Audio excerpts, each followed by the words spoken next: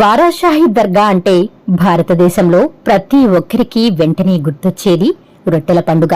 నెల్లూరు వాసులకే కాకుండా ప్రపంచంలోనే ఎన్నో ప్రాంతాల వారికి ఈ ప్రదేశం అత్యంత పవిత్రమైన ప్రాంతంగా బారాషాహి దర్గా ప్రసిద్ధిగాంచుకుంది.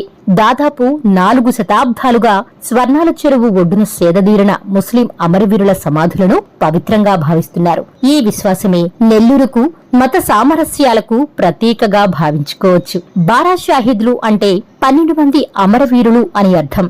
దాదాపు 400 ఏళ్ల క్రితం సౌదీ నుండి మక్కా షరీఫ్ నుంచి ఎంతో మంది వీరులు ఇస్లాం వ్యాప్తి కోసం భారతదేశం వైపు వచ్చారు. దాదాపు అదే సమయంలో నెల్లూరు జిల్లా నవాబుల పరిపాలనలో ఉండేది. ఈ నేపథ్యంలోనే తరఖ్మాన్లు దేశంలో పర్యటిస్తూ ఉండగా నెల్లూరు జిల్లా కొడవలూరు మండలం గండవరం ప్రాంతంలో ఇస్లాం వేతరులు తరఖ్మాన్లను అడ్డుకున్నారు. ఈ యుద్ధంలో విశేషంగా పోరాడిన యోధుల తలలు గండవరంలోనే తెగిపడ్డాయి. తెగిపడిన మొండాలను వారు స్వారీ చేసిన గుర్రాలు నెల్లూరు నగరంలోని స్వర్ణాల చెరువు వద్దకు చేర్చాయి. తలలు లేని మొండ్యాలను చూసిన ఓ రజకుడు ఈ విషయాన్ని నెల్లూరును పాలించే నవాబుకు వివరించాడు. వెంటనే ఆ ప్రదేశాన్ని సందర్శించిన రాజు ఆ ప్రదేశాన్ని పవిత్ర ప్రాంతంగా గుర్తించి ప్రత్యేక దర్గాను నిర్మించేలా ఏర్పాటు చేశారు.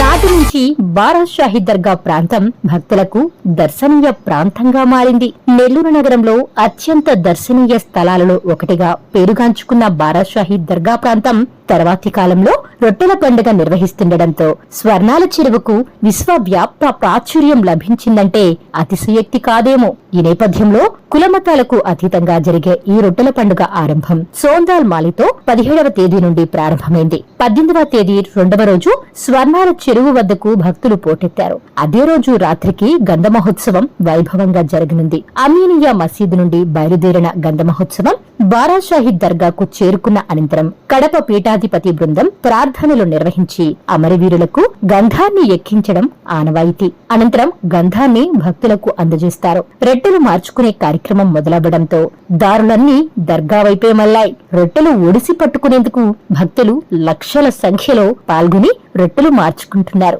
స్వర్ణాల చెరువు వద్ద రొట్టె పట్టుకుంటే తమ కోరికలు తీరుతాయని భక్తుల ప్రగాఢ విశ్వాసం. మరో 2 రోజుల పాటు రొట్టెల పండుగ కొనసాగనుంది. కొత్తగా ఏర్పడిన టీడీపీ ప్రభుత్వం రొట్టెల పండుగను ప్రతిష్టాత్మకంగా నిర్వహించేందుకు పెద్ద ఎత్తున ఏర్పాట్లు చేశారు.